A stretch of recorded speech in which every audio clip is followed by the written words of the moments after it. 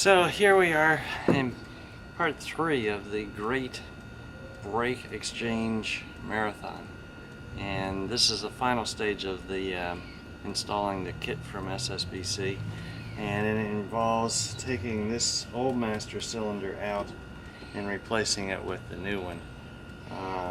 The issues that I'm going to face are that the new one has its ports on this driver's side, and the original one has its ports on the opposite side. So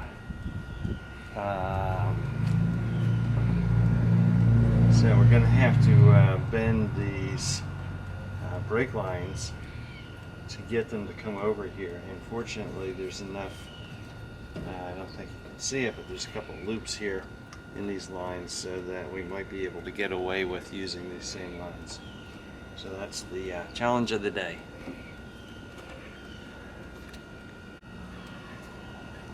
So the first thing I'm going to do is I'm going to empty this using this syringe. It's a brake line or brake tool from my bicycle, but I'm just going to dip it in here, suck all this stuff out, and I'm going to put it in an empty 2-liter bottle here. Next I'm going to take these existing lines off. Okay, I've got these 2 brake lines off. You know that you're going to drip brake fluid down below here. Brake fluid is very toxic to paint and other stuff, so I have a hose handy that I use just to spray this down and keep it clean. The brake fluid is water soluble, so that's the way it goes. The next thing I'm going to do is remove these bolts that hold the master cylinder to the firewall. This is the old cylinder, it's out. The last step was too difficult to film because it's behind the firewall up under the dash. But basically there's a pin that goes through here, but as it does so it also has a piece of the stoplight switch goes around this on both sides, and then it has a cotter pin that comes in through the other side to lock it in place. So you got to pull the cotter pin out, and then because you've unbolted it, you can jiggle this thing around to the side and pull it off. The shaft that goes through this thing does not come off. So the shaft goes through here. You've got to pull the switch assembly and this rod out to one side in order to get it out.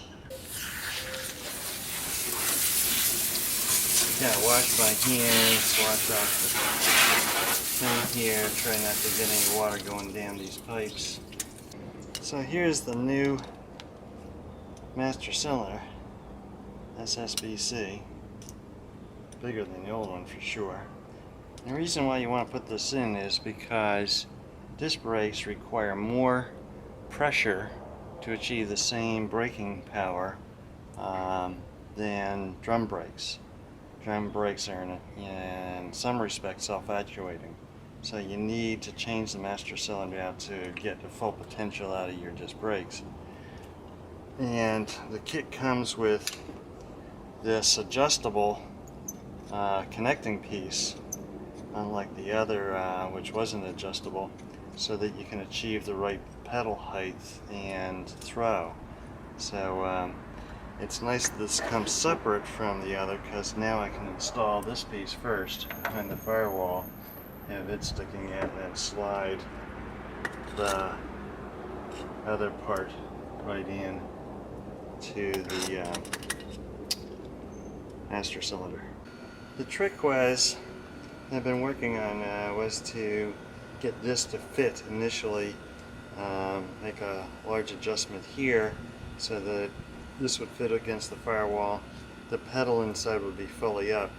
In order to do that, I had to take about a 1/2 inch off the end of this rod to do the gross adjustment, and that's with the rod all the way screwed down into the bolt here. I also rounded off this end because if you stick it in, you can feel there's like a cup inside that this thing is supposed to fit into. So now what I'll do is I'll bolt this thing up on the inside. I've also recovered the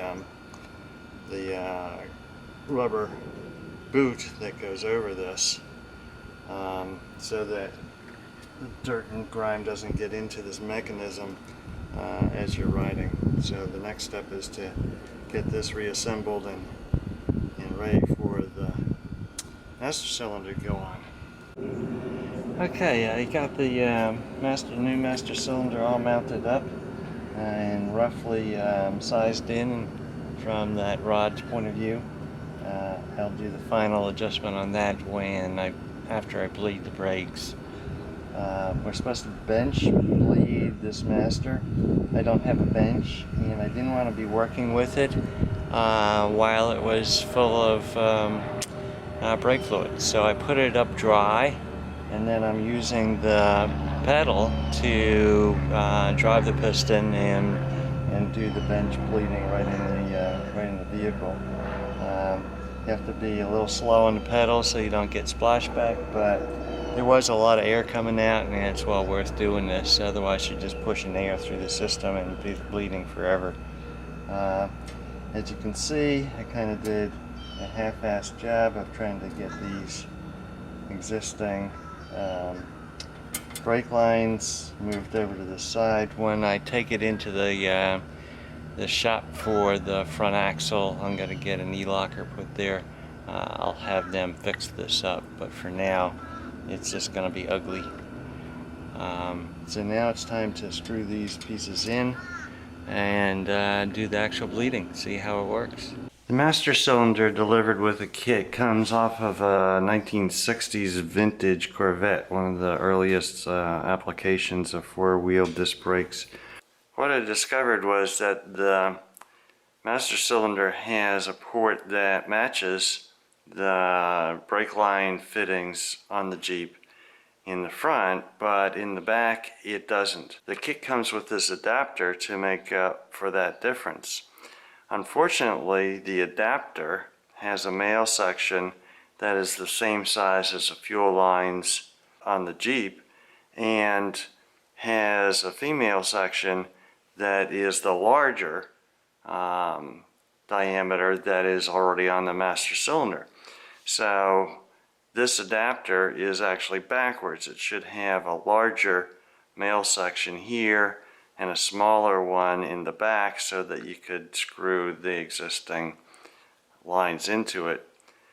I had to go out and get another adapter that was correctly configured, but just another part that wasn't right on the kit. I've been driving with these brakes on the Jeep now for a few days and love them. When you step on the brakes, the Jeep actually still goes straight forward. No correction needed, so that's a blessing.